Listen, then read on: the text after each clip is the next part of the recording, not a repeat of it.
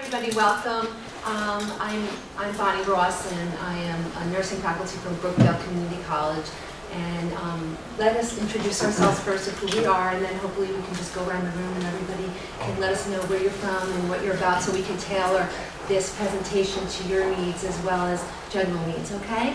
So again, I'm nursing faculty. I'm also department chair. I've been at Brookdale for about 15 years. And the course that we're going to be talking about, I did compose with these two other wonderful people, and we're just really excited to be here to share this with you today. And my name is Carol Chanel, and I'm actually, my love is respiratory therapy. I've been a faculty for Brookdale Community College for the last 27 years, and I'm also department chair for allied health and fitness. And I'm Amy Clark. I am an associate professor and a librarian. I've also been at Brookdale for about 15 years, and yeah, I brought sort of the information literacy piece and some of the career resources that we have through the library to the project. One of the important things that you'll see that will flow through this is the piece about collaboration, that this would not have been something important, or we think it's important anyway, unless we had worked together on this. And that's probably one of the things that you should take out of this, is that anything that you're thinking about doing, you should do it multidisciplinary and ongoing assessment of it, okay? So can you just start if you don't mind? Sure. Hi, I'm Kimberly Moreno, and I'm the Health Science Career Cluster Lead at the NJCCC. Great. Hi, I'm Eileen Garrett. I'm an instructor at Hudson County Schools of Technology, Pine Prep High School in Jersey City. I'm a nurse by profession, and now I teach. Great. Good morning, my name is Denise DePalma. I'm a health science teacher at Orange High School.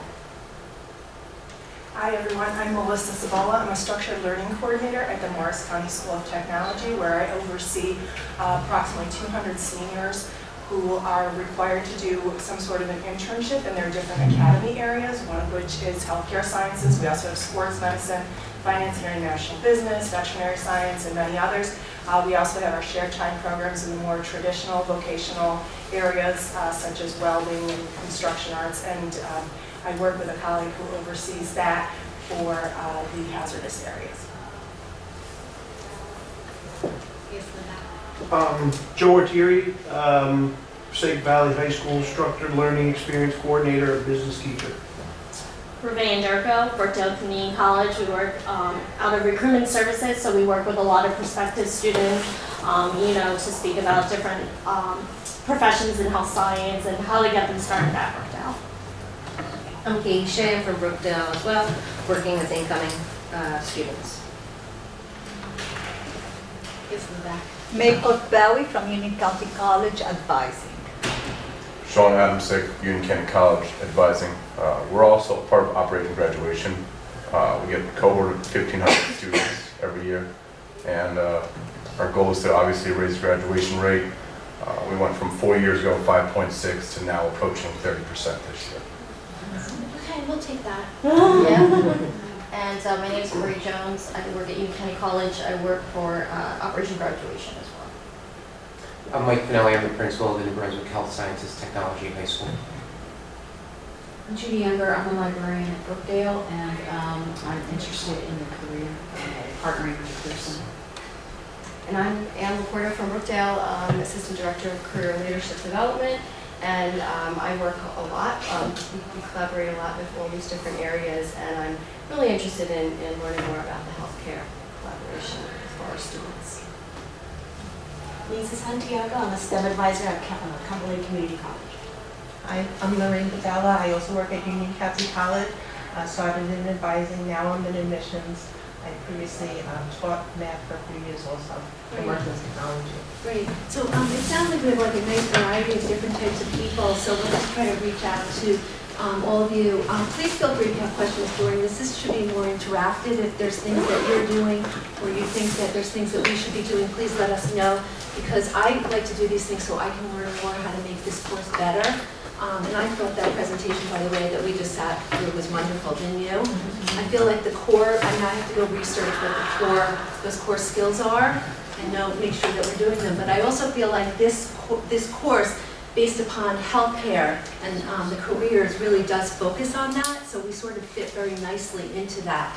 So the idea is this course really started, I guess I should start this PowerPoint, I didn't know it was all the way. This course began,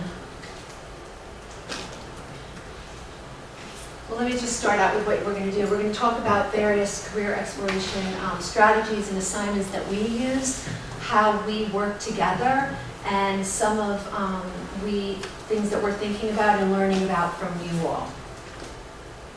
And it's called Healthcare Career Exploration HESC 107, so if you hear us refer to it as the HESC 107, just because it's easier to say. So this started out because of the Guided Pathways framework, and so Brookdale has been working on trying to do this. We were reorganized about 3 years ago, it's been 15, right? 3 years ago into institutes. And so the goal was, as many of you are familiar with Guided Pathways, is to create these career courses or a way so students can come in, so if they're interested in healthcare careers, they're going to take this course to help better guide them, give them more information on where they should go. Serendipitously, nursing, we were also redoing our curriculum for those of you who are in nursing to a concept-based curriculum. So this worked really, really well for us. So we use this course also as a requirement in the nursing curriculum. Students need to take this prior to even starting their clinical courses. And so we use it as a foundation of getting all those little soft skills and some important skills in there as well. We also have a health science degree that if students opt out or they don't know, they just want a general associate degree in health science, they find that nursing might be not good for them, or they're looking to move on to a bachelor's somewhere else, and this course is required for that as well. This course can be taken by any student, and we have a lot of students right out of high school. They don't know what they want to do, they want to go into healthcare, and they take this course. So we're looking at 3 sort of different audiences at the same time. Like I said, nurses do comprise a large majority, but we're getting lots of others. And the interesting thing is we have nursing students who come in who say, I'm going into nursing, I'm taking this as I'm waiting on this waiting list. And sometimes at the end of the course, they'll say to me, I don't know if I want to do nursing anymore. And that's what we want, right? Because if they get into nursing and they realize they didn't know what they were doing, and they waited this lengthy time, they've taken all these bios, they've suffered through them, and then they get in and then they realize they don't like patients. That's why, right? So this really helps to give them the better understanding. And like I said, I have students that I've had in classes, I teach a couple sections every semester, that come in right out of high school. They have no knowledge, they just know it sounds good because one kid's aunt worked in the cafeteria at a local hospital. So that's how they got there, right? Don't we know those students? That's how they end up choosing this. And by the end of the semester, he had a better understanding of where he's going. He had a direct, I'm not going to say a real clear direction, but he had a better direction.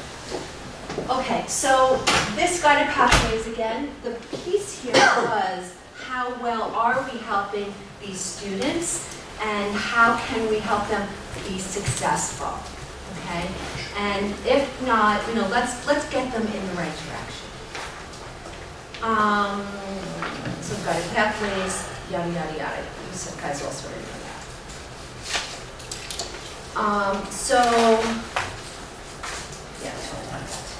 that. Again, I just want to stress the importance that theoretically from the community, from the Teachers College, the research talks about the importance of collaboration and how much we've all grown through this experience, and it shows through our students. And Bonnie, if I can say something to that, I mean, particularly as a librarian, not in the classroom with students, but we try to connect them with us in this introductory course, which then we hope, or we're working towards kind of creating a situation where they're now connected to another faculty member on campus outside of a discipline area who they can come to, not just for their research in this class, but once they get into the nursing program, or once they're in respiratory therapy program, or in their gen ed classes, because we know that those connections are so important in keeping students and helping them on their way. So true. And there's another aspect of talking about, everybody wants to come in and be a nurse. The problem with that and now that process is that most people think they know what being a nurse is. And, they watch ER on the television, or Nurse Jackie. or they're Nurse Jackie, yeah. I want to be a nurse like that. Nurse Jackie, yeah. And ultimately, they don't realize that all of these shows primarily focus, you always know who the nurse is, you always know who the doctor is. You don't know who the ancillary people that help make sure the patient stays alive, like respiratory, we make sure they keep breathing. Important aspect. Radiology, the doctors wouldn't be able to do their diagnoses if they didn't have the tools by which that helps them determine those things. So there's so many other possibilities in the healthcare realm besides nursing. Most people go, well, you know, doctor may be a little too much, I'll go nursing. And then they never know that there are other specialty areas. For me, in my career in respiratory care, started out because my mother was a nurse and I knew I didn't want to be one. So it was, well, what else is there possibly? And that's how I discovered that there was such a field as respiratory care. That's the other aspect, is people don't often know that there are specialty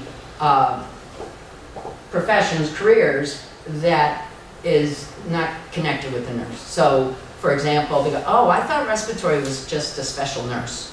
No, nursing can do pretty much what we do, but we're more expert and narrowed in that focus. So I just wanted to bring Yeah, she's just putting a shameless plug for respiratory. That's what Shameless plug. It works every time. And you'll see later on, yes. I was just going to say, as a high school teacher, Yeah. everybody wants to be a thoracic surgeon, Yeah. a cardiologist. Yeah. malpractice insurance way too And I mean, high. it was just yesterday, I was going over the different disciplines with them, and it's, because I know they're not all gonna make it for a year, or 10 years. Right. Oh, you could do that with just, a year of training? It's amazing, like you said, how much they don't know. Right. You have to keep in mind, however, as was mentioned in the keynote speaking, is that all of these professions, nursing, respiratory care, radiology, their professions are moving towards having that bachelor's degree eventually as an entry level. And as long as at the associate degree, we still show that we can get them started and we show our outcomes are good, we can still move them, but they still need to move forward for that bachelor's as well. I was just going to say, from a career perspective too, like the exploration piece is huge. And I think even the earlier they can learn that, which I think many times they think in high school we can't even start that exploration, but they can. There are so many, even if they volunteer in a hospital. I mean, I talk with so many students, same thing, they're not, I don't like blood, but I want to be a nurse. Well, you're going to have to learn. There's not always the patient side. So I know you're going to talk about that, but I'm a big believer in exploration, and I think that they can start that. But I'm so too. glad that the high school folks are in here today, because there really is a gap somewhere, or we should be bridging those gaps and having these conversations to get them into these places so they can further look in. And there's a maturation thing too, because they aren't ready yet. Like you said, there's somebody who wants to be a thoracic surgeon, or they want to be, I had someone the other day who wants to be a nurse anesthetist and wrote, because I have them do an assignment and they have to write about that a little bit, just why they're doing this and what they're researching. And she saw it as, I'll just finish Brookdale, then I'll just get my bachelor's, then I'll get to a program, and then I'll take the boards and I'll be done. And that's the way they see it, I'll just magically get there, instead of thinking it through realistically of what they really have to do. They don't understand that. Okay, so again, this started lots of conversations. This course began running in spring of 17. Yeah, it was created in fall. We had all the conversations. So it's been running now from spring of 17, fall of 17. This was the third semester, plus we run it over the summer. We do have a lot of sections because we have a lot of folks that are waiting to get into nursing and other things. So we're running probably 10 or 12 sections, because it comes up to 15 sections a semester. So it's been an evolving type of thing.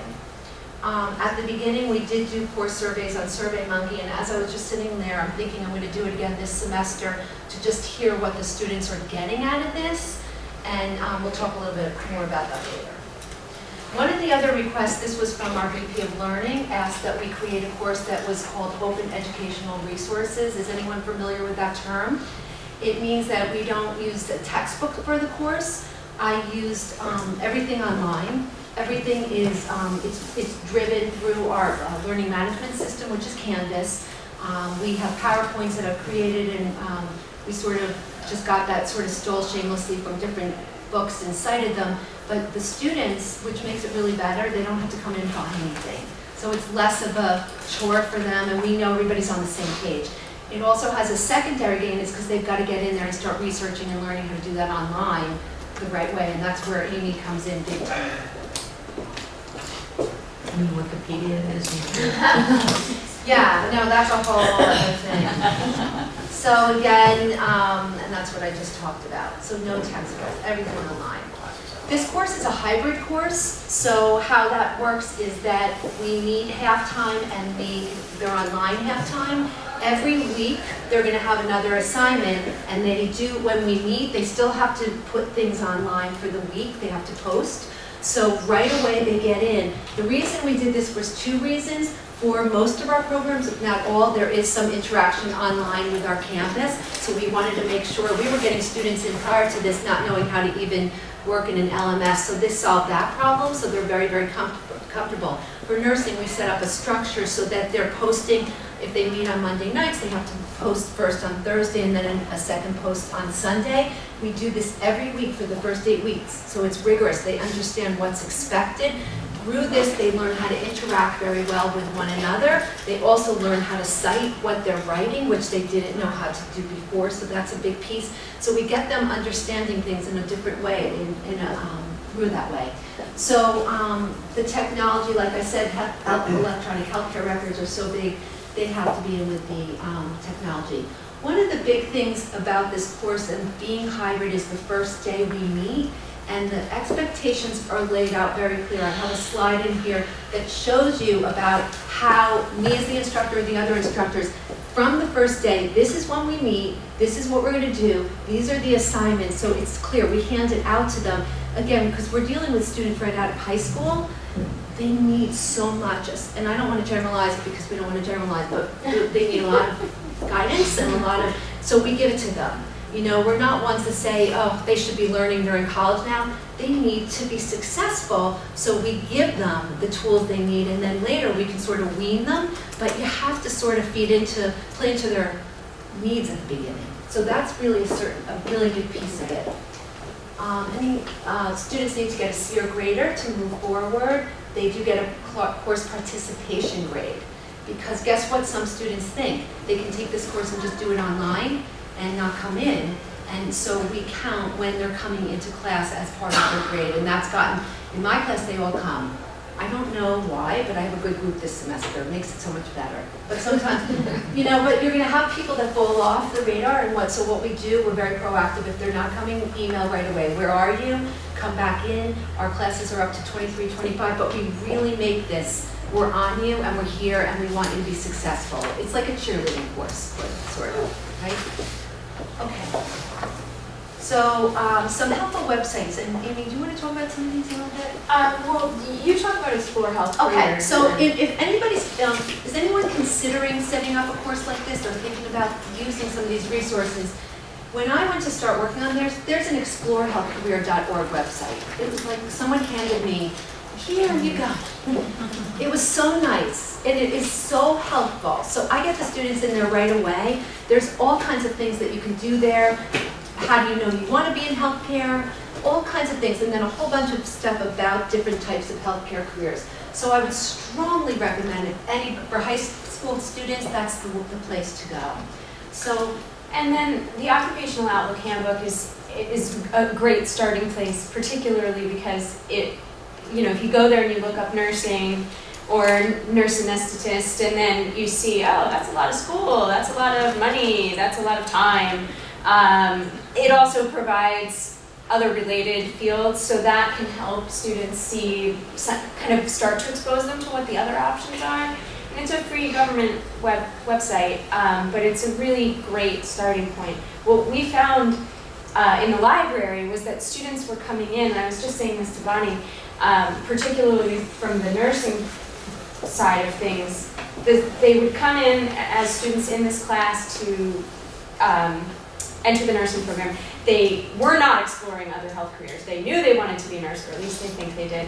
And so then they're asking us for, well, I want to be a pediatric oncologist. And we're like, okay, well, let's get the AS and we'll work through. it's harder to find some of that more, the details about some of that more specific information. We do have the Ferguson's Career Guidance Center database that we subscribe to through the library, and that offers a little bit greater exposure to some specialty areas. And then we've compiled a library guide, LibGuide, with all kinds of career and college resources. I had started it years ago, and my colleague Judy Younger, who's here today, has taken it over and has recently updated it and revised it. So there's lots of good content in there. We have books in the collection too that deal with nursing specialties. I don't know if we have anything about respiratory or rad tech as careers, but we work with those students in their program after they've had this course, or they've possibly had this course as well, as we do with the nursing students. Well, to add with that point, in the course as it was set up, a couple of things is that we reached out to the professional organizations for our specific professions that have wonderful resources. I'm going to plug again respiratory care, AARC.org, so that you go to that website and you immediately can click on part of the banner that says career. You can go in and find out. Now, ironically, BLS.gov does in fact reach out to the same professions, so it's all the same information. You're not going to be, well, this site said this and such, that it's all the same. So in along those same lines, when students finally decide, you know what, I don't want to wait on the waiting list for nursing. I've decided that I want to check out respiratory care. And I tell them, yeah, that would be wonderful, but make sure that it's actually something that you want to do. Because I always need students, but I don't want students that are just doing it because of a waiting list. So we offer shadowing experiences, connections to find out, well, what is a respiratory therapist? What is the activities that we do on a daily basis or in a hospital setting or whatever it might be? And more importantly, you're not going to become rich as a respiratory therapist. You might do really well nursing in the higher levels of those specialty groupings, but ultimately find out what the medium income is for a respiratory therapist or an RN or a radiologic technologist or even a medical lab technologist. The wages can be quite a bit different depending on what you're looking for. So, and to take up what Carol just said on the Occupational Outlook Handbook, they have all those things, and they also have the projections for the job outlooks, which I want the students to see so they understand what's needed, and it gives them a little bit more incentive. You know, we have such a growth in healthcare going on right now, so they should see that, and it makes I'll talk about an assignment that they have to do. It's called a scope of practice, where they all pick something else and they come back and bring this all to the class. So we do that as a presentation, so we're all learning about this together. So I'll talk about that in a moment. So these are the learning outcomes for the course, and I'm not going to bore you to go through these, obviously. And this PowerPoint is going to be available. I'll send it to Christine or to Donna, so if anybody wants to have this later on. But it's basically, like you can see, that we have definite things that we're doing with that big explore there up at first. But if you can see also, it's a bigger course in the way that we're looking at the big arena of healthcare in general. This is not just a small thing, but they really need to have an understanding of what's going on in a small way, but also in the big healthcare scheme. That's an important piece of what we should do to equip our students to be politically savvy and just to understand these issues just this little much. And I do have to say, I was surprised because I send them out to do an assignment and I give them all these links to the World Health Organization, the FDA, different, all called CDC, and they come back with these amazing insights that they're a little knowledgeable. Like I was, you think they're just doing their phones all day, but actually when you give them stuff to do, they're learning. They're actually coming in. All right, so I talked about the clear expectations from the beginning, and I put this dumb slide there just to let you know how clear everything is, and they do appreciate the organization. All right, so the first goal is to get them coming in. We want them we work right away, these are the strategies, on their self-awareness, what are their values and their goals. And we, right up front, tell them how important that is. And the other big elephant in the room that's not such an elephant is right there is the time management piece, right? That is That's the everything. And again, then we also work on the success strategy. So Carol's the person who's going to talk a little bit about the time management. She has the background in the old success course, I should say. So maybe let me Right, we had let me do human- that, and then I'll do the values after. How's that? What do you think? Well, I was going to do values, but I'll let you do time management first. Sure. Ready? Hold on. Here it is. Oh, Talk about time management, oh, and then all I'll right. do it. So I did in the past have some experience with teaching in what we called HUD 107. I guess the numbers line up nicely. But it was a human development course, so similar. It was college success seminar. And I was lucky enough to be able to teach in those courses and actually work with students that I would never see again after I worked with them in the courses, because none of them were rarely interested in healthcare. They were just taking the course because they were told they had to, or whatever that might be. And it gave me a lot of good experience and understanding of the type of students that we have. And we have a variety. We have the ones that were right on top. They were there. They had their work done every week. They interacted in the classroom. And then there was those others that, oh yeah, I forgot. Yeah, I'm supposed to bring that. Okay, sure, I'll bring it next week. Or didn't bother to show up at all. And many things in between. And a lot of times it was all about, even the time management was about them just being successful in this one course, let alone in college itself. So one of the exercises that I always did with the students was essentially give them a list, and they needed to stop and think about all the activities they do within a week's time. So you start out with, well, how many hours do you sleep in a day? How many hours do you sleep in a day? 5 to 6. 5 to 6, okay, so you take that multiplied times 7. You get a tally at the end, right? How long do you take for grooming behavior? You can see. I would say about half hour. Okay, so you do, and you do that every day? Every day. All right, Well, so 6 days a week. 6 days, all right, so you sleep in on Sundays, is that? Saturday you sleep in, okay. So, again, you multiply that, and then you go, well, how much time do you work?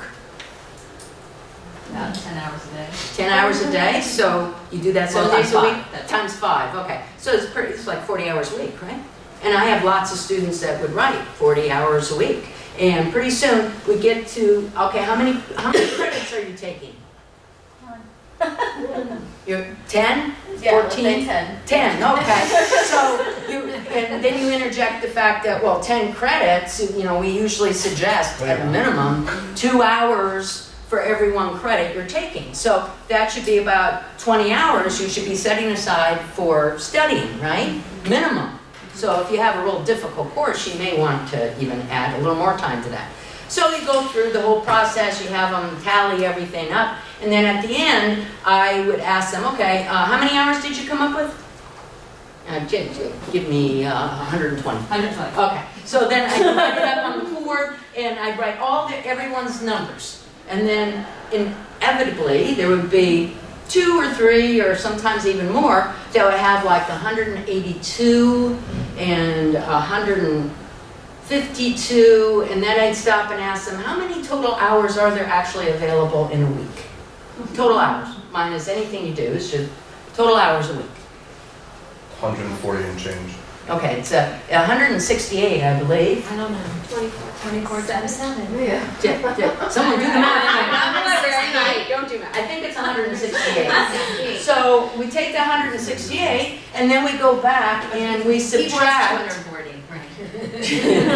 And we subtract the number of hours that they calculated. And then we'll see, okay, so you're going to have to either figure out how time can go back or time warp, because you are minus hours. Or, oh, you're doing pretty good because you still have another 20 hours left in your week, so that'll be nice because you'll be able to cover up with that. So it's amazing how the students discover, oh, there's a time frame, and so that, you know, afternoon activity that you like to do, it's fun every day. You might want to wait until the summer when you have a little more time perhaps, unless you're taking a course then.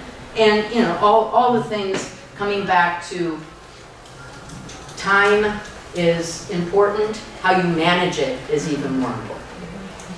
And to take a little bit off of that, this piece that I give them a journal at the beginning of the semester because we encourage reflective practice for the students. So this is the first assignment, is giving them in their journal, take your week and write down exactly what you're doing, add it up at the end, and let's come back next week and we're going to have a conversation. And then I break them up into small groups because a lot of these students are not willing to share in big groups. But in smaller groups, they have fun with it. And I'll go around the room and they'll be expressing what they're doing in their time and what they know, so they're owning it. What we're finding with these younger students now, they're spending 5 hours a day, I'm not making this up, on their phones, doing nothing. They admit it. They admit it. And they're embarrassed and they're mad about it and they don't know what to do about it. They actually know it's not good, but they're still doing it. And so, but it's these conversations we're having, and what are you going to do now? How are you going to find time to do all of this? And let's think about this as we go through. So this is a really insightful piece for them. It's not that easy to get them to change. The other big thing that they talk about is procrastination. That seems to be the biggest piece right now that I'm dealing with. So I'm going to ask you at the end if anybody has any ideas of how to bring that into this classroom to help them. They know they are procrastinating, but how do we get them to learn not to? And they have, if you ever go on YouTube and you type in procrastination videos, there's a lot out there. But it's just the same thing. We can tell them what to do, but how are we really getting them to value this and do it? And that's what we're trying to do in this course. And then there's a definite hurdle that they need to overcome, especially those that actually have to work at least 20 hours a week, if not more, and try to balance everything else. And I've had students tell me, you know what, after the end of the semester, I actually cut back my hours at work because I don't have enough time to be successful here and do that as well. But it cuts into their ability to have monies available to pay for their tuition or whatever it is. So it's an important discussion that you have to have with them to help them understand that, well, that's definitely something we can't necessarily help you with, but we can help you understand perhaps how you can go about different things and think about that time. And just having a course like this at the beginning of the program obviously brings to their awareness a lot of these issues, which then they can start to think about. So what I started doing is writing to them, the ones that are the procrastinators that I see, because when they post, I can see when they post. If they post at 11:59 and then it clocks out, I'll write to them and I'll say, remember that conversation we had about procrastination? And so they like when I do that. They do. I don't know why, but I think they want to be better. They just don't know how. They want to be better in communicating. So my suggestion to all of you is frequent communication with your students. That's a pearl today. Frequent and often is a good thing. And I used to think it was bad because, again, I'm fostering their dependence, but I don't think so anymore because I think they need it because we want them to be successful. And then they get in the groove that way. At a high level course, I don't know if it's as necessary, but at the beginning, I think it's really important. All right, I'm just going to go back a little just to talk about the other beginning thing that we do, and it's all about values and goals, and this is another little soft piece, but it seems to be important for them. And this is a lot of stuff when somebody could shoot me down for putting in a guitar part. It looks like this. But basically what I do for the first day, I give them a sheet and with these values on here, and I ask them to check mark 10 of these that they can identify. Can you see these? Mm-hmm. These are all the kinds of things that you would generally think, and I tell them to write things in if they don't know. Then they're asked to go through these values, and they're given a little time to do this and rank them. What's important, okay? And they spend some time with this, and then I ask them to think about how they got these values, where did they get them from, moving forward, how much have they thought about them, and what are their actions that support these values. Then after that, what we do is we look at the concept of goal setting. And again, I give them all these nice little quotes that I like to do. I don't know if they like them. And we have a whole conversation about these goals. And I think, again, they're in this class. They need to know front and center that we have goals to do. This is the goal of the class, is to set a goal. So after that, and again, here's another one. I put these in just for machine time. Can I just add something? Yes. Yeah, as I'm sitting here, and I think it's great that you're doing all these things. two things. One, there's a thing called Remind. I don't know if anyone Yes, knows it. Okay. yes. So I wanted to Share share it that. with the group, yeah, because I didn't.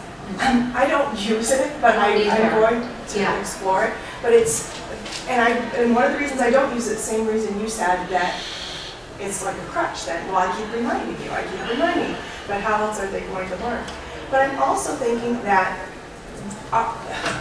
the kids that we're dealing with, over the course of the years, everything has always been decided for them, for the most part. That there's organized play groups, organized activities, organized everything, that they've never had to create a goal for themselves or to think about this. So the opportunities, the reflection, these are all things that they just are not familiar with. And so along the lines of you don't know what you don't know, they don't know that these things are needed. Yeah, it's, you know, it's applicable here. So again, we're trying to do so much, and parents, and you know, everyone's trying to do so much for the kids, and it's backfiring to a certain extent, showing my age here, that, you know, we're not doing them any favors. They still need to learn these things, because these are the things, because I work with employers all the time, and they say, we're looking for people, I just need someone who's going to show up on time, who's willing to learn. I'll give them the technical skills. Right.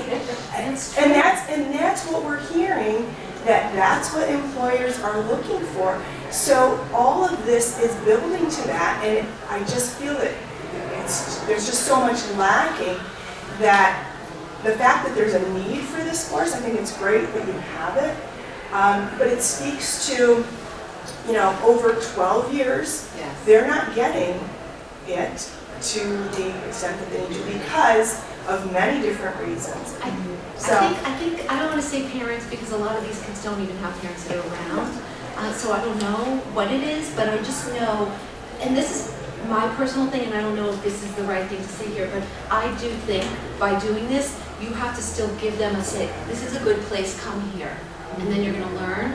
Because if we can't get them in to stay for a little bit, they're not going to stay. So you have to feed into what they need at first, unfortunately. And it goes against the grain of who I am completely, because you want to promote them to be independent, but you have to start giving them what they need. But I agree with you 100%. Like, yeah. No, it's a bridge. It's a bridge. Transition. It's a transition course. And it's coaching. You're Yes. coaching them, Yeah. right?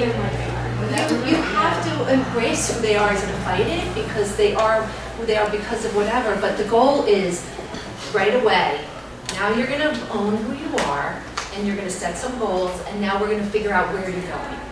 And that's what we try to do. And I can tell you by the end of the course, at the beginning they're all just, you know, and then by the end they're like thanking you, like I really learned so much. And I'll tell you at the end, they come back and say, I really know what I want to do, I'm applying for this, and I'll get emails for recommendations and things like that. Like, it's almost like feeling safe so they can take off. I don't know. But anyway, so the goal thing online, the first week, they have to write it. So everything is about valuing and stating it up front. So they've got to post that first week to each other, what do I value? And then they have to establish a short-term goal, like tomorrow, a semester goal, and a long-term goal. So the short-term goal could be anything like, I just have to be able to wake up and get to school on time. Seriously. The end of the semester goal is, I want to do well in this course, or I want to learn more about where I'm going. And then a long-term goal is, I want to become a nurse, or I want to do whatever. Now here again, we're just getting them to do this. It's an exercise in hoping that you know, they're getting in touch with themselves. I think that's the goal here, the underlying goal. So what's the goal? That's what we do. Here's our time management. So thank you for, and again, procrastination, I don't have time, but if you want to have a good laugh, I'm going to play it in class next week, Procrastination the Musical. Yeah. And there's a whole, at the end of this class, if I have time, I'll play it. It's really funny, but I figured I'm going to bring it out and put it up front and center like, here we are. It's funny. All right, so the journaling and reflective practice piece is something that I don't personally go in and look at, but they're encouraged to write every week. They have 2 assignments for the course. They have a scope of practice presentation that they're buddied with someone else, and they're going to research on the government website about a specific career they don't know about and present it to the class. And they need to interview someone in the field to bring back their knowledge to the class. And then their second assignment is a reflection. It's a paper based upon what they want to learn more about for themselves. They're going to research it throughout the course and talk about where they're going with it, if that's going to work with them or not. So it's sort of like a self kind of, whatever. So they do this journaling and reflective practice throughout the course to talk about their time management strategies, the things they're learning with each week's assignment. So at the end, this pretty much helps develop the paper they're going to be writing about. And then the last 2 weeks, we sit around in a round table and we have the best conversations about what they learn and where they're going. Okay? So, all right. This is just something I put in there just for you all who are thinking about it. I give them links to everything in the school that can help them. So they know how, and I show them that the first day, okay? And I make sure the links are current, and that takes hours. The second goal is what it means, especially so for our healthcare, what it means to be a healthcare professional. And this, we're going to give you some examples of how we do this. We go through the personal and professional qualities of becoming a healthcare professional. We have a great information literacy assignment. We talk about the standards of the profession, the code of ethics of the different careers, their legal and ethical responsibilities, and their scope of practices. So this is the meat and potatoes of what they need to do. This is where they're getting a better understanding of what it means to be a healthcare professional. Just some examples of some of the slides that they get, and we have these conversations. Again, I didn't realize how important having these conversations with these people are. But telling them what's expected in these careers, some of these students are so young they don't understand the concept of what we mean by teamwork and collaboration, about being a leader, okay, about the stress and management of it. So we have great conversations. The appearance and the characteristics of it are also super important. And I go through, we have nice conversations also about the different personal characteristics of this, and I have them write about it. Okay, a big thing for our professions in healthcare is your appearance and about that. And so we have those conversations again about the importance of first impressions, what you see with one another, and what we need to do in our different healthcare careers with our uniforms, our name badges, those kinds of things. We also lead them to different websites for the different types of professions so they understand the legal ethical responsibilities. Here's more things with the code. There's your code for ethics and personal therapy. Again, this is all throughout this semester. They're getting different assignments and they're bringing this back to our discussion forums. So they're not just, I'm not just standing there talking about it with them, they're doing this. They're writing about it. They're talking with each other. So they're getting this understanding about what this means. And these are the things that will build their papers as well. In case you think we're being biased towards respiratory care, nursing, and radiologic technology, that's because those are the primary career programs we have at Brookdale. But you could work that within, like if you have a veterinarian, tech type career, or dental, or whatever it might be. We tend to do that at Brookdale because those are the course programs we have. And just another thing that I show them on the core competencies, this is just all stuff that we do. This is the assignment that any of you, I would suggest use. This is one of my favorite assignments that they come back and I give them these links, or I encourage them to explore others, and they bring it back to a discussion of what they found that was interesting on that, and then they have to respond to one another. And it's fascinating to go on and see what they find here. And they learn so much about what's current and what's going on. And we have a really great conversation about currency there. Of course, we have a week devoted to cultural diversity, cultural competence. And again, exploring healthcare careers has a lot about diversity matters here. In anything in healthcare and anything in general, we should be having these conversations, but we spend a lot of time in the classroom. What I do is I give the students this assignment where I tell them to do the circles of my multicultural self. And this is a pretty good assignment. And what they do is they're asked to put their name in the center and write important aspects of their identities in the satellite circles. And then they break out into groups and they talk about who they are, where they came from. And the important piece here is I talk about the piece about being aware of your own biases and not being judgmental to others, because that's such a huge part of healthcare.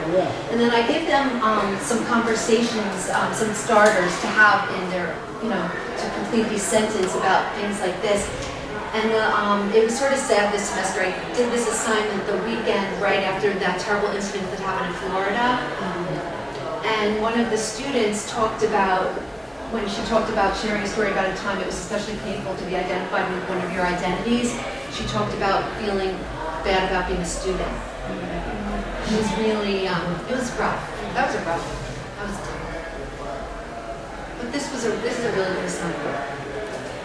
Okay, technology and information literacy is something that, again, is part of those skills that's so important that came back from 1991, and now look out, right? Isn't that so interesting? So I just want Amy to talk about this a little bit. Okay, so when Bonnie was starting, Bonnie and Carol and the other collaborators were starting this course, right around that same time, there was this study that came out of Stanford. I don't know if any of you saw it, but it painted a very grim picture of students' ability to find and evaluate reliable information. It was really disturbing to me as a librarian in particular. I mean, I'm an educator. And so this course seemed like, and particularly with the nursing program, because I'm the librarian liaison to the nursing department, and I knew that the curriculum revision was coming too. So we kind of used this as an opportunity to get kind of an information literacy piece in on the ground floor so that the students would sort of have a foundational sort of context for thinking about these issues within the context of healthcare. And then we've worked together to sort of scaffold that through the rest of the program, which is going really well. And like I said earlier, another of my colleagues works closely with the respiratory therapy program and the radiologic technology program, and doing research instruction with those students.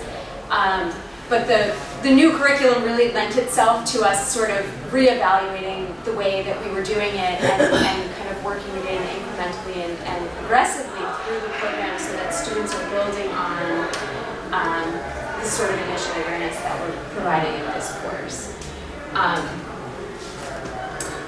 So the assignment that we created went like this. We provided the link for students to look at this tutorial about evaluating information. Then sort of like it was sort of like a flipped approach a little bit, have them do that, and then we gave them, again now, we're not even having them search, because in the beginning, students feel like they can, searching is not really the problem anymore. You can find stuff. It's knowing what to do with it once you've found it, knowing whether it's good or not good, whether it's appropriate for the context in which you're applying it, school or Facebook posts or whatever it's going to be. So we give them these two different articles. One of them about alternative medicine, which is a kind of a thing that a lot of students in nursing classes are interested in. One from the Mayo Clinic, one from Inspire.com, spelled alternatively. And the listicle, the 3 reasons to try whatever, always one of the educators' favorite sources to see on a student bibliography. In my mind, there was a clear, better source. But we kind of presented it to the students with an assignment. Is there a picture of the assignment? No. So it just, it's like 2 columns, and the different sources are at the top with a list of questions. Who wrote this source?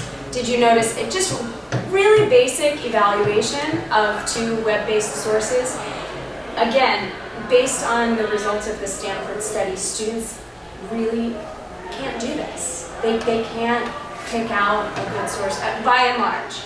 It's really troubling. And mostly, I think, because they're not thinking about it. they're not thinking critically about it. So again, we're trying to instill this awareness, this kind of habit of mind in them in this early course in the program, and then build upon it and kind of keep touching back to it. Hey, remember when you did that in the first course? Now we're asking you to find the sources and make your argument for why it meets the criteria for an appropriate source. And then holding them to an increasingly higher standard as they get to the end of the program. Because Carol mentioned earlier, most of these programs are requiring a bachelor's degree. I mean, they finish with us and then they need to go on. And those four-year institutions, and we have partnerships with a few of them, they are expecting students to be at a pretty sophisticated level of research and information evaluation. And so, again, this was a nice opportunity to sort of get that started and allow it to build. Yeah, it's a really fantastic assignment. I think Amy's underplaying it. Really is one of the best. And as she said, it's scaffolded, so this lays that foundation for the subsequent, and the students are held to these standards. We're not messing around with this. This is one of those important things. An interesting thing happened because I just had this assignment 2 weeks ago with my group, and some of you know how you have, like, those of you who are educators, you have certain students you know, oh, they're on par, they get it, you know, these expectations from these students based upon some of the cues they're giving you. And 2 of them thought Inspire was the better source because it was easier to read and there were better advertisements on it. I'm shocked. Yeah, but I mean, you know, I have to remind myself too that most of the traditional age students are coming from a place where they've almost always had like a computer in their pocket and access to information online. They're not familiar with sources the way that most of us learn about them, as in some kind of a print form, where it's more straightforward in some ways to tell, you know, what's good and what's not good. It all looks the same online. And so then their evaluative criteria become, well, can I read it and understand it? You know, is there something snazzy over here on the right that I might want to buy? You know, and we're trying to just introduce them to college type research. But again, like your point earlier, there is a gap from the first 12 years that, you know, hopefully we can also start to bridge. But it's identifying those little gaps and then having conversations. So I'll write back to them, I want you to go back to the tutorial and then talk to me about why you really feel this way. So there's follow through here and we're holding them responsible. We try to anyway. The critical thinking is in the course also. That's another piece of such an important, again, it goes back to the roles of, you know, from 1991. And so the assignment that I give them is this, to ask them how to be comfortable with ambiguity and, you know, not just black and white, and to get them understanding that there's different perspectives and to think outside of their own realm and to tolerate the ambiguity because it's so prevalent in healthcare. So I asked them to read some things, and then I talked to them about asking them to describe a situation in which they thought about it afterwards, their critical thinking, their reflection, and would they have handled it differently knowing what they know now. And they post about this online, and this is a really good assignment online because sometimes students are much freer to speak online than they are in person. And we get some really nice reflective pieces in here. So it gets them to really understand what critical thinking and reflection is about. So I have a long thing about this, and I just feel, I'm going to leave it here and just let you look at it for a minute, because this was a student who was so quiet in class, sat in the back, never talked, and wrote this. Can you see it? Mm-hmm.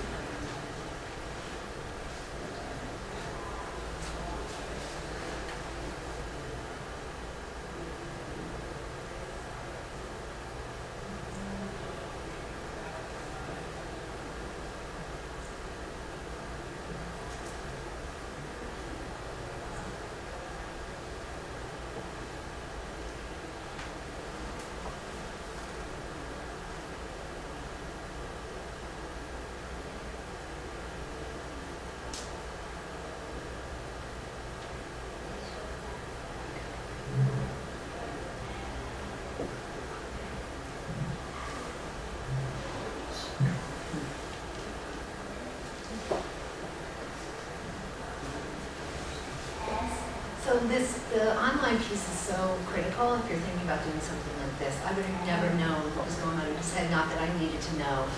But other students got to read this and really get each other's. You have a comment? What was the question? It was the prompt before. Okay. It was the prompt before about ambiguity and seeing things differently. Overall question of, can you send a PowerPoint presentation? Yeah, I'm going to give it to Christine. She told me that they're going to be available. They will be available? Yeah, That'd be great. yeah, absolutely. Thank you. And I have cards, or it's B. Ross at Brookdale, CC.edu. I'm happy to have conversations, share anything. Yeah. Okay, this is another piece, and this comes, does anyone know Jake Bartman from the County College? He's now the director of this, part of the Success Initiative also. He wasn't here today. But I was introduced to Chuck Underwood, who is this guru, and he does a lot of stuff with County College about generational studies. Is anyone familiar with the term? This is his coined term, but it's all about, the different generations. But he's been doing this stuff for a while. And I have a YouTube embedded in here again, for lack of time, I can't show it. But I give them all these different websites and these different things to stimulate their thinking about different generations in the workplace. That's such a major piece right now of what's going on. And then I asked them to write about a scenario they were part of that involved multiple generations, and how did the characteristics of each generation influence the communication and teamwork in that situation. The week's focus is actually on teamwork and collaboration, so that's the lens we're looking at this for. And then based upon that situation, how could they have had a better outcome? And again, I asked them to write and demonstrate critical thinking, that reflective practice. This is another one where I get such great things that come from them. And again, the generational studies, this is open resource, it's on YouTube. If you're thinking about putting stuff in to get them to start thinking outside the box. So interesting how some of the millennials, again, talking about them, look and I'm old, but they like us. They respect us because I think they want the mentoring. I think they're looking for it, a lot of them. Again, it's community college, so some of these kids might not have it, and so they look, you guys know, right? They're looking for it. So here's somebody who wrote about that. It's pretty good.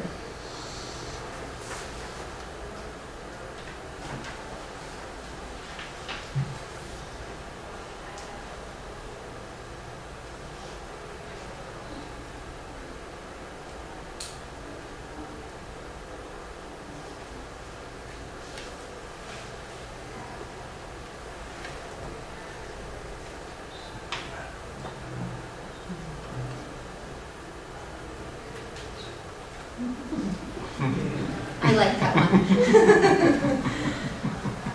Okay, so briefly, the two assignments I spoke about in the first 2 weeks, one of the pieces, and Amy referred to it also about the engagement piece of getting them, they come into the class, they're brand new, a lot of them, they don't know one another, they're not talking as much, is I ask them to pair up, and if they need a pair, I'll put them together. And I give them a list of 12 different careers in healthcare, and I also say if you can find something else you want to look at, do it, but pick something you know nothing about, and then they submit their first, second, and third choice, and then I put them into little groups and trying to give them what they need, and they need to work together, and then in weeks 11 and 12, at the end of the semester, they're presenting to the class a 15-minute presentation on this is the career, this is the job outlook, and they need to find someone to interview. So, and I tell them to come out to the college to find someone, if it's a faculty or a student, or go out into a healthcare career, and they'll bring back the video, they'll display that, or they'll do an interview and they'll talk it through. So what it does is it promotes them to have interaction with each other. They have a partner now. They have to go out and find out stuff about the healthcare. They have to go into the college to look for things that they want, and they've got to go on the websites. And then they present, and we're just in the presentations now because we're going into week 12. And again, I'm so thrilled by what I see from these students. They sit there quietly, but they come up with some really good things. It's one of my favorite 2 weeks of the course because I learned last week I wanted to become an occupational therapist so much. You know what I mean? Yeah. You should come because you get inspired. Like in my next I'm doing that because it just eats so much fun. So that's what they do there. And then the other side, that's this assignment. And then that other assignment I talked about, they post and they choose something that they're interested in learning more about for themselves. And so if they're nurses and they know they want nursing, they can do that, but I ask them to find an area of nursing they want to learn more about, or stick with just regular nursing, whatever works for them.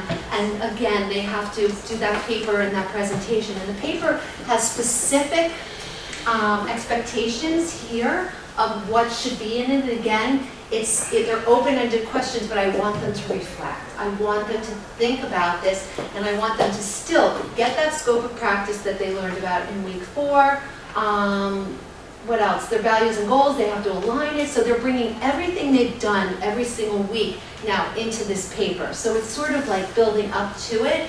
And again, I want to see where they're going, what they have to do, and what they plan to do about it. So they have to have some kind of plan, even if their next steps, meaning they're going to apply for the nursing program, or they're going to take the TEAS test, or they're going to consider now going into respiratory therapist and talking to the director. They need to have some kind of plan. Do you have a question? So this is a part of the introductory course? This is part of the introductory. And so, I mean, this paper seems pretty well-rounded and extensive. It looks like a dissertation length. I mean, Really? what is the expectation for the students? Does it really? Well, you know what's funny? I mean, I'm looking at each of these and they're like a different chapter Well, of the because you paper. and I think down here, they don't. They are asked to do this and address this throughout, and they do. So it's basically, what are you getting? And it's a 3 to 4 page paper, which is, they do it.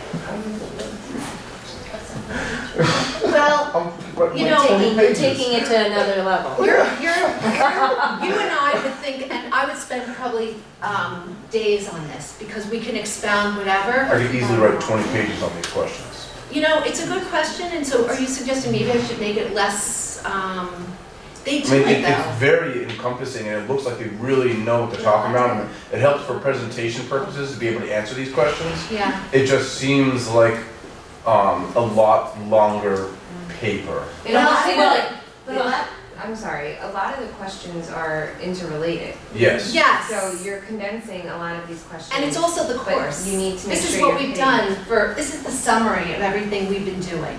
So I mean, like, you and I would like take the entire semester to write this paper, but you know, you got students who are writing this like the week of, so. Yeah, you're right. But, Yeah. Yeah, so and also, if I'll just say, as a librarian, we see students coming in with research questions all the time, and they want to write about global warming. What's your topic? I'm writing about global warming. Okay, what if we've got like a 5-volume encyclopedic set on global warming? What about global warming are you going to write about? So I think sometimes, you know, for someone who's farther along in their education, we do have lots of things to say about these. We've thought about these things a lot. But again, back to that point of meeting students where they are, this is their practice. Yeah. In order for them to get where we are, they need to do this. And it may not be like super pretty to us, but to them, it's process. They're never gonna get here if they don't start with very perfunctory answers to some of these questions. I cope with stress by eating a lot. And then on to the next thing, or whatever it is. it's true though, there's not, some of them there's depth, and others there's not. But I think the way that this is viewed is this is a stab in the right direction, and there's grading rubric for it, and the grading is very generous for them. It's getting them used to it. It's getting them to take that step in and feel like it doesn't have to be perfect, but I'm going in the right direction. But I hear your point, because I would feel the same way. I mean, how do I cope with stress also? I could talk about for 3 days. But I want them to even think about it. So that's why this is here. But some of them do write it at the last minute, and I see it, and I'll send it back. And I'll say, you need to spend more time on this. But some do to actually take it seriously. We have all ranges, actually. Yeah. There's never been a student that has not submitted the paper at the end, by the way. The presentations are fantastic. The ones that when they're working together, they have a partner to be accountable for, and they don't want to let down their partner. So they do it. okay? There was one time where a student, every semester we have 1 or 2 students that float off the radar through the course. We write emails to them, where are you, life is getting in the way, I can't, and they don't come.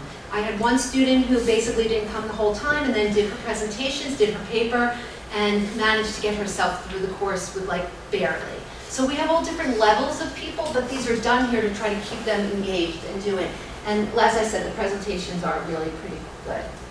At the end, I asked them to post about things that they learned about success strategies, and here's someone, what they learned that I thought I would throw in here.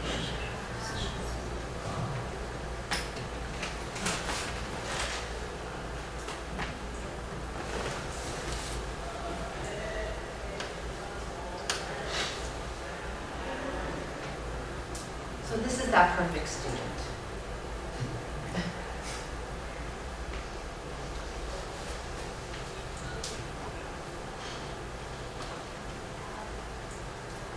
And then there's more. I can let you guys, I asked them to itemize study skills, stuff like that. I also throw in whatever the latest and greatest stuff out there. I give them lots of videos to help them with study skills, with conversations about that.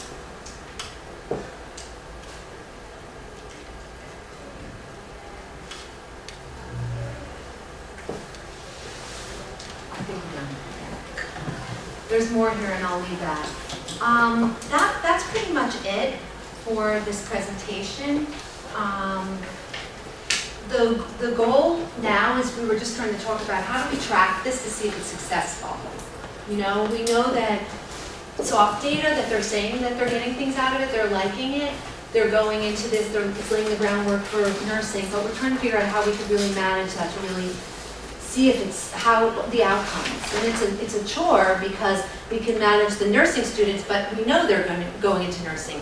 So after listening to the seminar before, I was thinking about, we have a couple people from Brookdale here, so I'm going to blend itself over, but maybe we need follow-up after this course. Where are you going? What are you doing now? What do you, and I don't do that. And maybe that's that little piece. Maybe even, you know, with, we can talk about that, but Yeah. I was thinking as you're talking, there's so many areas that we could even come in and even, you know, expand and then they bring them back to us. I mean, you know, there's so many other areas that you know, we could explore and find out how they're doing, and I'm sure there's other areas too. Yeah. Anyway, any comments or questions? Are there other exploration courses at Brookdale for, let's say, other areas like STEM, business, education? So that's a good question. So this was the first because it was the easiest one to do, and I just sort of went with it. There's a success course that's been written, and it's just been approved to run as a general elective, and it's going to work through the liberal arts. So the goal is to have one for each area to provide a lens to look at those different institutes. So yes, there's a little bit of conundrum about that because we have things going on with counseling and advising and another course, so there's always little wrinkles to iron out. Yeah. So at Union County College, we have like a freshman seminar course. Yeah. It's called UCC 101. And we've been allowing other departments to come in to actually like speak to the group. So like we'll have like career services come in and actually like speak with the students and give them more of an overview of, you know, different majors and internships and employment. Then we have the library visits as well. Right. We have the social worker that comes in as well. So we have like. Is that a required course for everyone?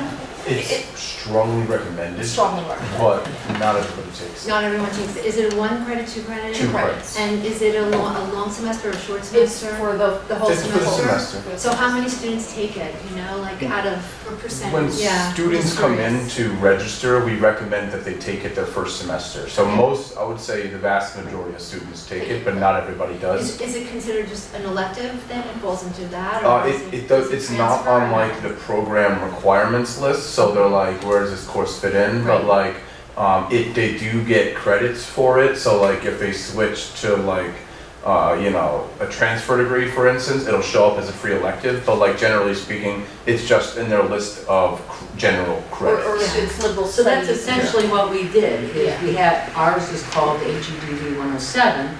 Sounds like it's exactly what you We have. have that. The difference is that we took all those resources, or those that we felt we could put within the 2-credit course, and then made it specific to the healthcare career area. And then again, like you're saying, the other institutes are working on having something, so taking that course and making it suit those who are in that particular area. Sort of, that's the guided pathways. Yeah, that's the Correct. guided pathways piece of it. So, but it's, you know, I thought about getting different people to come in and speak to them also, but I make them go out to do that, so that they're like more active. But it's not a bad idea to get some. We do get the writing specialists to come in. You know, we have some people come in. There's not a lot of time. Even using technology would be a great idea. Well, I think that even though I don't like online teaching, but online learning I'm okay with. So with this program, I'm glad that the students have half and half, because they get to know the responsibilities of being in class as well as the responsibilities of the online assignments. I just wanted to share, I teach a class very similar to this in the high school, and they get to dual enrollment with Raritan, and they'll get 3 college credits if they pass the final exam, which is online with them. Wow. I think everything was very similar except the library piece, which is I took your notes. Get it in there, get it in there. Yeah, So definitely. if you, I'll give you my card. Yeah, it's really important to lay that down. Thank you. I'll just, is there, how do you do the testing? What is the test? Is it on Rutgers graded? Yeah, the Moodle. Thank you. So that there's an assessment at the end. It's an assessment and it's, you know, all by Rutgers and it's standardized and it's sense. Because there's many high schools that participate. Yeah, that's pretty cool. Area that I didn't see that when my students go out, they would say that they were glad they had some information on it through our healthcare sciences program is the insurance aspect of things and the impact of insurance and what does it mean. Because as an example, I had a student at a dentist's office and he was like, well, all of this is important, but if I'm going to be running my own business, it's important for me to understand or have people in the office that understand the insurance and understanding how it's all connected. So one of my questions is, I didn't see it anywhere. Is that something that you touch on? Because that's also like the reality, regulations, and that You know sort what, of thing.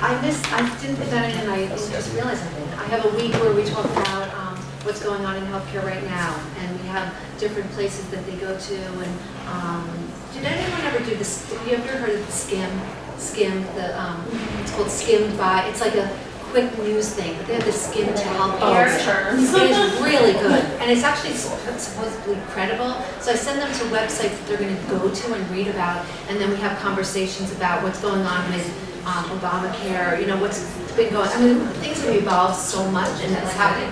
What? No, it's called Skimmed. It is like Reddit sort of, Is where it? they pull articles that you should read every day. Yeah, it's called Skim. It's easy to understand. Really easy, Yeah, really snazzy easy. And there's a whole titles. Skim for healthcare. It's really, and I forgot that week. Thank you for. Yeah, no, that's fine. I'm not trying to point. No, you're just I'm not critical. It's just from what I'm seeing. And then the other thing I wanted to mention, just you know, you talk about there's not enough time. Well, you know, being at the level, and I've taught private school, public school, high school, college, middle school, and one of the things I'm thinking about is the being able to explore, the exploration of the careers. So our students come to us and they have to apply by their 8th grade year, December of their 8th grade year. They're very young. So they do come in all wide-eyed, and you know, for our culinary students, they want to be Bobby Flay and Rachel Ray and you know, whatever. And then the reality of the long hours, standing on the TV, you know, all of that comes into play. So we really are trying to open the students' eyes to explore other options. Nutrition as part of culinary, as part of healthcare, and those sort of things. And I think it's always going to be a question of time. So I'm happy to see, and I think your students are lucky that you are putting in the time for them to force them to do that exploration.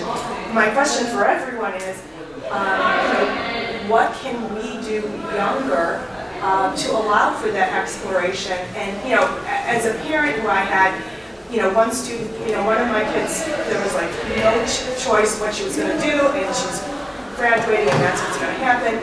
Another one, she wanted to go into nursing and volunteer at a hospital. I was like, no, now I know. That's good. Right, Yeah. but we had to, seek those opportunities for her. So I guess, between 8 and 3, when we have the students or what have you, what can we do to allow for that exploration? We bring our students sometimes even out to a local employer, and we call it like Learn at Lunch. So it's 2 hours, they get to see a day in the life, they learn banking, business, there's accounting positions, there's human resources, there's, all different areas. And for those 2 hours, hour and a half, they're having lunch, they're really learning. And then we have our students come back and say, gosh, I want to be an accountant, but I really want to explore this. So maybe they'll apply for an internship there. So I think sometimes just bringing them, just us telling them, but when they can get out there and really see for themselves, oh, you do have to dress in a suit, or it's thank you. I was going to say at the high school where my kids went, my husband was a pediatric oncologist, and they had a program where you could go to the Hershey Medical Center in Pennsylvania and see different fields. So everybody wanted to see a pediatric oncologist. Well, after spending half a day with my husband, they were like, I'm not doing that. So it was like, a real eye-opener for that. But I would also say, working with a school library that might have Ferguson's Career Guidance Center or something that you can partner with a career assignment or something like that is really critical. And I can't say enough about school libraries. I get really upset because of the information literacy piece that they are losing because these school libraries are being closed. Then we get them because and they don't know information literacy. So I think partnering with a library, like in this example with Amy, could be something exciting for career exploration. Comment back there. I think one of the most important things as a high school principal is that field experience, getting them that opportunity, whether it's a shadow, whether it's a mentor, whether it's an internship. I was just at a meeting, I'm on the advisory board for the Middlesex County College, New Brunswick campus, and I just learned this on Wednesday, and I know county college people know this, but there's a website called Career Coach, which I'm sitting there wide-eyed looking at it because of taking it from an interest inventory to here are possible career paths, boiling it down to linking it to Indeed.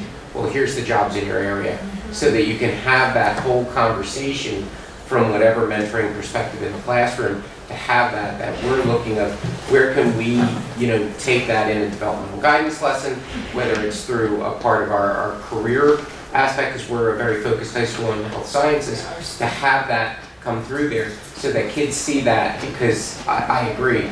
A kid coming out saying they don't want to do something is as good as a kid saying they want to do something, because they open it up. And I saw in there the kids looking at a PA or nurse practitioner, and from that perspective, they now understand the education requirements, the insurance requirements, and the less stress in their all-time life. I may not have salary here, but I have a much better life having the same impact on working with patients. And if your goal is, I want to help people, there are multiple ways to help people. Respiratory therapy, radiation, that you don't just have to do that. So those are the kinds of things going on there. I myself found out I'm in the wrong career, so I'm trying to change it. What career do you want? It told me I should be in allied health, and I'm an educator. I'm like, I don't know if I can change the slate, so I'm sure you can. I think working across the street from Robert Wood opens up. This was your aha This is moment. my aha moment. Maybe I'll come to Brookdale and I'll take the class. I started out in education, but I always wanted to go into healthcare, found healthcare, and then went back to education. So it's a full circle moment. And that's the other thing, it's trying to make the kids aware that you're going to have multiple careers in your life. You're going to be That makes sense. thought of. And that's what a lot of them, then it's again, it's everyone, whether it's a top end kid or they just don't know and it's trying to expose them. And I think the conversations, it's just ongoing, conversation, let's talk about this. So this is what they're thinking about. One more comment, I guess. Our students have to do internship hours, and our sophomore students, we have an agreement with the Jersey City Medical Center. They take the sophomore students in on Wednesday, they'll take 12 students at a time with an instructor with them. And they assign them to a different healthcare worker. So they're with the dietitian, they're with That's a respiratory fabulous. therapist, Oh, we and should do that. they go for about 4 or 5 weeks at a time, depending on the number of students that we have. And then the follow-up question is, how do you handle HEPA or health information? They do, They sign the their life mandatory away. module like the nurses and the staff do, and they sign all the agreements. Because some of our hospitals don't allow that experience. A lot of Well, us- that's the trick. Yeah. Especially when you have large groups. It's harder and harder to get kids into the hospital, especially Yeah. at high school level. If you're under 18, they don't want you anywhere anymore. Right. So it's difficult, but we've had an ongoing agreement with them for almost 20 And all the years thing with now, the so. flu and the masks. Yeah, and things Yeah. like that. The flu made it challenged. They have to do OSHA safety and all that before they go, but they do that as a group, and then they go in groups of 12 with an instructor. That's fantastic. Well, I think we're officially done, but if anyone has any questions or anything, I'm going to get this PowerPoint out. Thank you so